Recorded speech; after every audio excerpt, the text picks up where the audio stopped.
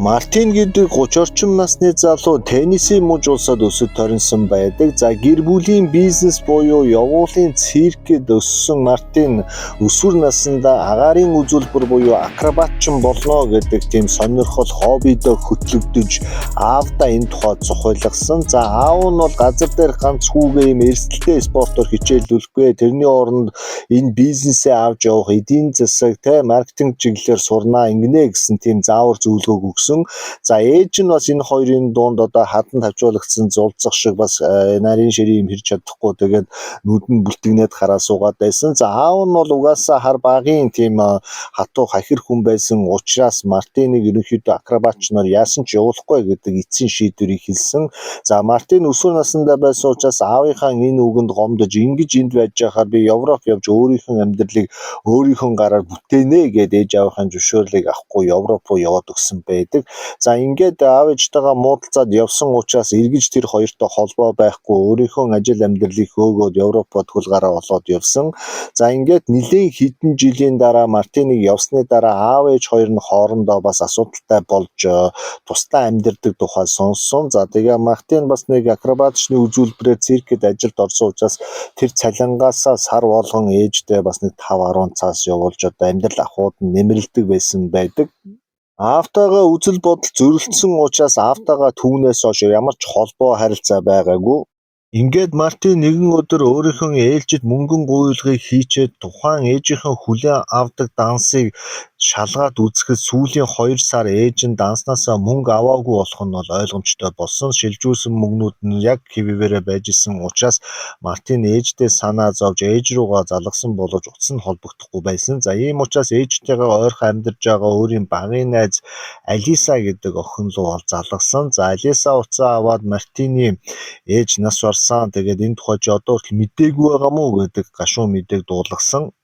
Мартин мэдээгүй гэдгийг хэлээд яагаад энэ тухай надад мэддэггүй юм болоо гэж одоо Алисаас асуухад Алисын аавтай найз байдаг Мартины аав бас одоо Мартинтай холбогдохгүй бас олон жил болцсон. Мартинд одоо энэ муу мэдээг дуулгаж чадаагүй гэдэг тийм юмыг манай хоёр аав ярьж байгаахыг би сонссон. Тэгэхээр чи сая өөрөө л мэдсэн байна. Тэрс чамд одоо хэлэх мэдээ дамжуулах тийм гаргалгаа холбоо харилцаа контакт байхгүй байсан юм байна гэдэг тийм үгийг хэлсэн. За ингээд Мартин бол одоо энэ Европод юу хийх вгээс одоо ээжийнхээ ажил явдал болоод өнгөрцөн юм байна. Оршуулган дээр нь хүндэтгэл үзүүлмээр байна. Алиса чи надтай хамт явах уу? Надад газарчилж өгөх үү?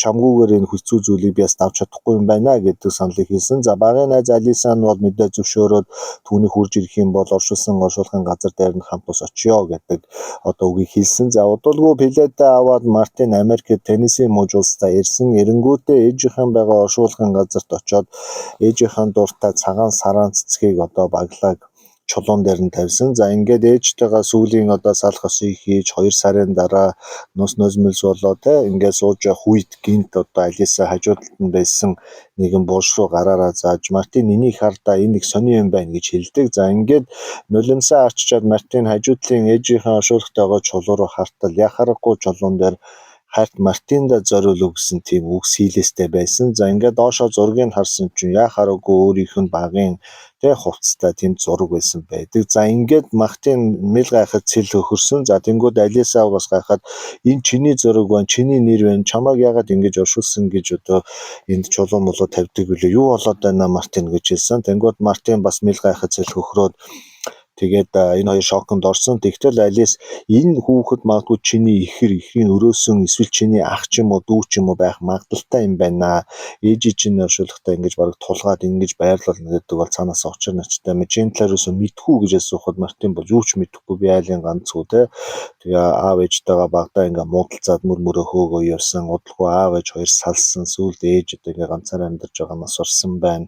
Би тэгээ нэг 5-10 төгрөг шилжүүлдэг байсан. Бүх юм ингээ оройтсон байна. Тэгээ энэ чулуун дээрх зураг миний зураг миний нэр яагаад ингэ гэж байдаг вүлээ. Би ч одоо амьд хүн байдаг. Яхаараа миний ингээ надад зориулсан буушны чулуурт байдгийн бэ. Энийг хоёулаа нэг мухарлаж шийдье. Аав дээр очиж уулзах уу гэдэг үг хэлсэн. За аавтайгаа бол харилцаа холбоо байхгүй байгаа учраас яг юунаас эхлэхийг мэдээгүй. Гэхдээ ямар ч байсан ээжийнхээ амьдарч исэн сүлд одоо байрлаж байсан Зуслангийн жижиг байшин дээр очиж тэндээс ерөнхийдөө эерлийн үйл ажиллагаагаа хэлье гэдэг дээр Алис Мартин хоёр санаа нийлээд ингээд яваад очсон. За ингээ ээжийнхээ байшинд ороод ээжийнхээ зураг, альбом, одоо шүүгээ сандал юу гэдэг бүх юмыг ухаад үзсэн боловч олигтой юм байхгүй. Зөвхөн Мартин бол аавын одоо хамтдаа багтаа ахуулж исэн шинэ жилийн баяр зураг одоо тиймэрхүү энгийн байдаг зүйлүүд байсан бөгөөд яг тэр буушны чулуун дээр байгаа тэр зурагтай холбоотой тэр нэртэй холбоотой ямар нэгэн нарийн ширийн зүйл харагдахгүй байсан.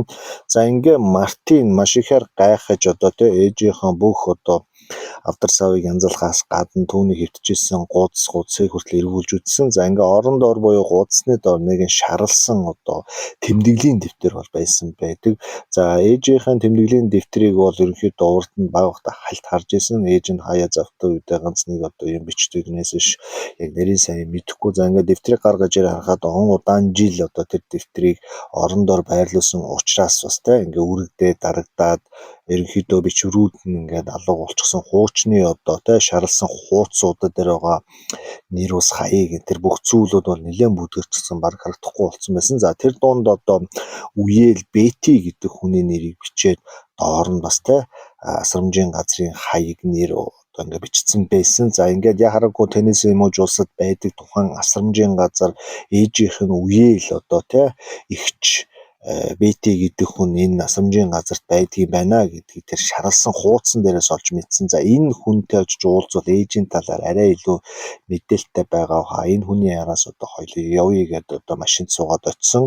За ганц санаа зовж исэн юм бол олон 10 жилийн өмнө байсан одоо асрамжийн газар учраас энэ газар байгаа юу үгүй юу гэдэг нь бас мэддэхгүй. Тэгээд тухайн газар нь бол хөгжлийн бэрхшээлтэй хүмүүсийг асардагаар алдартай юм жижигхэн цомхон газар. За ингээ машинтаа яваад очиход харахгүй бүр дээрийн хийц хэлбэртэй сүүлийн одоо хэдэн 10 жил засварлалгаанд ороогүй энгийн нэгэн одоо асрамжийн газар байсан. За энд ингээ явж очиод ресепшн хүнтэй ороод уулзахад бол харахгүй үйл ажиллагаа нь хэвэн явж байгаа ингээд хүн амьд нь бол нэлээд цөөрсөн засвар үйлчилгээ хийгдээгүй гэдгийг бол тайлбарлаж хэлсэн. За ингээд Алиса болон Мартин хоёр явж ороод Бети гэдэг хүний талаар сургалсан. За иршээвсэн тэр хоёроос юу хүмүүс яах чагаас сухад Бети гэдэг хүн бол одоо миний цорын ганц гэр бүлийн гишүүн болсон байна. Миний ээж нас орсон миний ээжийн үеэлийн Бети гэдэг одоо хичээг олж уулзах туйлын зорилготой явж байна. Энэ хүн одоо байгаа юу байхгүй юу хэдэн онд яасан бэ нарийн ширийн мэдээллийг яаж авах уу хүсэлтэй танд өхөө өнтер гэж ярьсан. Тэнгүүд ресепшн хүүхэн түлхүүр аваад та хоёр намайг дагаад явна уу гэж чимээгүү дагуулсан явсан. За ингээ Бети гэдэг хүн байгаа ч юм уу байхгүй ч юм уу мэдэхгүй ч гэсэн ресепшн хүүхний араас дагаж явсараа том хоолны зааланд ороход 7-8 хүн тэнд өөрсдийнхөө юм хийгээ сууж исэн байдаг. Тэгээд тэрэгэнцэр дээр нэг эмэгтэй цаашаа хараад сонхоо ороо сууж байхад араас нь очоод энэ эмэгтэйг мадам Бети гэдэг юм та хоёр энэ хүнтэй уулзах хэрэгтэй гэж хэлсэн. За ингээд мадам Бетигийн хоёр талаар Мартин Алис хоёр очоод уулзаад өөрсдийнхөө хүсэл зорилгыг хэлсэн. За Бети бол тэр хоёрыг ерөөсөө таныг анх удаа харж байгаа. За тэнгүүтээ Мартин би Кэтрины ганц хүү Мартин байна. Та манай ээжийн үеэл тантай ингээд захаа занаагаар холбогдож ирсэн таны хаягийг ээжийн одоо өрийн дэвтэр дээрээс оллоо. Тэгээд тантай уулзаж одоо танилцах гэж би ирлээ гэдэг үгийг хэлсэн. За Кэтрин гэдэг нэрийг сонсоод Бетигийн нулимсэн шууд асууад миний хайртай үеэл одоо хаана байна? Чи Кэтрины ганц хүү Мартин мөн байна. Чамайг жонхон байхад би нэг удаа харж ирсэн. Тэрнээс хойш одоо хараагүй. Ямар олон жил өнгөрөөв гэж хэлсэн. За ингээд хуучны юмыг санаж байгаа учраас Мартин Бети гэдэг мадамтай сайхан ярьж хөөрсөн. За тэгээ өөрийнхөө учир зовлон хэлсэн. Ээжээгээ нас орсныг хэлсэн. Ээжийнхэн буушны хажууд бас нэг юм Мартин гэдэг өөрийнх нь нэртэй буушны чулуу байсан. Энэ хэрэгэлзээ тайлах онцгойг одоо тайлахаар тань дээр ирдэг гэдгийг хэлсэн. За тэнгүүд Бети гэдэг хүний ой санамж хуучин он жилүүдээр нэг маш сайн санахаас гадна өчтөр өнөөдрийн юмыг бол бараг санахгүй тийм одоо мартах санах өвчтөй болсон хүн байсан. Тэгээ аз болж одоо Бети Мартины тухай нарийн ширийн амьдралд одоо чиг бол ганц нэг үгийг хэлсэн. За тэр нь юу гэж хэлсэн бэ гэхээр чиний ээж Кэтрины буушны хажууд байгаа тэр Мартин гэдэг одоо оршуулга бол чиний оршуулга биш ээ. Чиний ах ихч биш. Чиний ихрийхч биш. Тэр бол чиний аавын оршуулга юм а гэж хэлсэн. За ингэнгүүт одоо өөрийгөө бас өөр аавтай гэдгийг сонсоод Мартин асар ихээр гайхсан. За би аавтайгаа муудалцаад одоо ингээд Европ руу яваад олон жилээс аавтай харьцаа холбоо байдгүй штэ гэдгсэн чинь тэр чин бол чиний өсгсөн ааваа. Яг чиний одоо биологийн буюу жинхэнэ төрсөн эцэг чинь Мартин гэдэг агаарын акробат хийдэг залуу ээжтэй чинь хамт мөн өсгсөн аавтай чинь хамт нэг циркэд одоо ингэж ажиллаж амьдарч ирсэн нэг үеийн тэнгийн юм шижигнсэн залуучууд байсан юм а. Чиний одоо энэ өсгсөн аавын чинь аав ээж нь одоо энэ явуулын одоо циркийн бизнесийг бас олон үеэрээ ингэж хийж байгаа ийм хүн тэгээд яг энэ бүх нарийн ширээ юм чи эндээс ингэж хөвөрнөө. Чиний аав нэгэн золгүй ослоороос амиа алдаж ээж чинь чамайг нэг настай байхад ингэж одоо бэлэвсэрч үлдчихсэн юм а. Тэгээд аав чинь бол яхахгүй акробат ч хүн байсан. Тэгээд аавд чинь одоо асар ихээр хайртай дуртай байсан учраас одоо анх чамаа төрсэн цагаас эхлээд одоо хайртай хүн буюу Мартиныхаа нэрээр нэрлэж одоо ингэж явсан байдаг юм а. Тэгэхээр чи бол санаа зовхон байхгүй. Тэр одоо оршуулган дээр байгаа хүүхдийн зураг болон тэр нэр бол чиний яг аавынх юм ба. Тэгээ чи аавтайгаа үнэхээр адилхан учраас тэр зурган дээр байгаа хүүхдийг чи өөрийгөө гэж бодож андуурсан байна.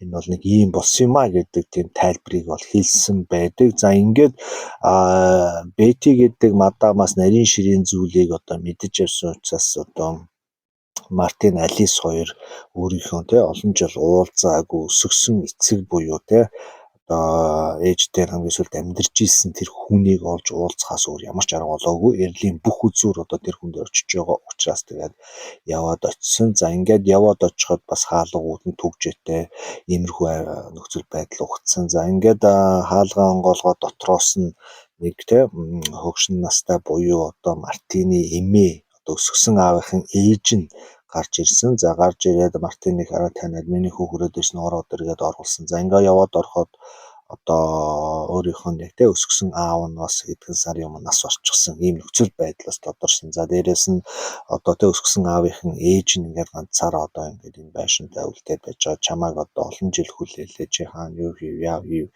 бүх одоо нарийн ширийн зүйлээ бол ярилцсан. За ингээд ярилцсангууд Мартинаас өөрийнхөө олж мэдсэн зүйлүүдийг хэлсэн. За эмээч бас уйлсан. Эмээ нь бас үннийг хэлсэн.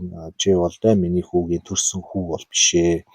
Чиний эцэг бол ийм акробат үзүүлдэг залуу ээжтэй чинь хамт энэ хайр дурлал хийдэг байж байгаад тэгээ ослоор насарсан. Тэгээд ослоор нас ороход чи нэг настай байсан. Тэгээд миний хүү буюу чамайг өсгсөн одоо аав чинь одоо байгалийн одоо ямар нэгэн одоо шалтгаанаас болж одоо үр тогтоогч гэдэг юм хүүхдтэй болох боломжгүй гэдэг нь бол анханасаа бол тодорхой байсан. Тэгээ бид нэр өөрсдийнхөө үр өдмийг бас тасрах чинь гэж бас асар ихээр айдаг. Тэгээ аав чинь бас ингээд нас орсон учраас одоо энэ нэмэгтэй хүүхд одоо энэ жоо хүүхдэд хайчих уу гэдэг үүднээс бид нэр ээжий чинь өөрийнхөө хүүтэй ингэж ойртуулж энэ хоёрыг нэг гэрүү болгох талаас бид одоо өөрийнхөө нөхөртөөгөө нэлээд хичээж ирээдүйд энэ циркийн бизнесийг бас өвлүүлэн үлдээхийн тулд ингээд ийм одоо юм болж ирсэн юм а. Гэхдээ бид нар чамайг өсгөхдөө одоо өөр аавтай хүүхэд ийм тийм хүүхэд гэж өсгөөгүй яг өөрсдийн хүүхэд өсгсөн.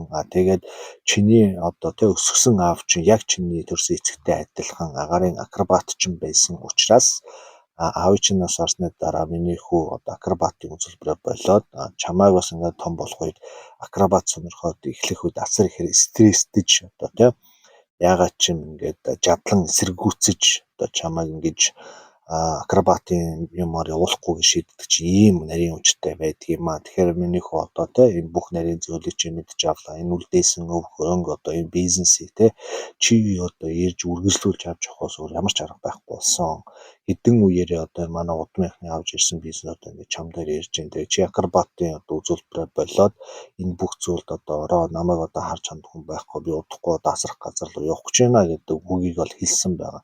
За ингээд ерөнхийдөө бүх эйдрэтэй нарийн ширийн одоо түүхийн нарийн ширийн юмнууд бол одоо илэрч гарч ирсэн. За ингээд Мартин тэр дороо Европ руу буцаж очоод өөрийнх нь ажил төрлийг зохицуулаад байр байшингаа хүлээлгэж өгөөд Европ руу буцаж ирсэн. За буцаж ирэнгүүтээ өөрийнхөө хамт өссөн эмээгийнхээ байшин барилгыг одоо засаж тордож одоо бизнесээ өргөжүүлж хөгжүүлж хажуугаар нь нөгөө нэг ээжийнхэн ганц үеэл болох Бетиг бас асрамжийн газраас нь авч өөрийнхөө өсгсөн эмээтэй гацуу хоёулангийн байшинтай байлгасан. За тэгээд энэ бүх хэцүү цаг үеүүдэд Мартинтай хамт байсан Алиса бас хүн амьтантай суугаагүй те ажил төрлөө хийгээ явж исэн. Тэгээд яг л нэг юм адармаатай онцсох шиг ийм амьдралыг яг туулж байхад Алис бас сэтгэл зүрхээрээ хамт байсан учраас багын найз Алистай бас гэрлэх санал тавьсан. За Алис бол Мартины саналыг бол одоо баярлан хүлээн авч хамтдаа бас болгоно бүтээнэ те одоо ингээд явъя гэдэг юм дээр одоо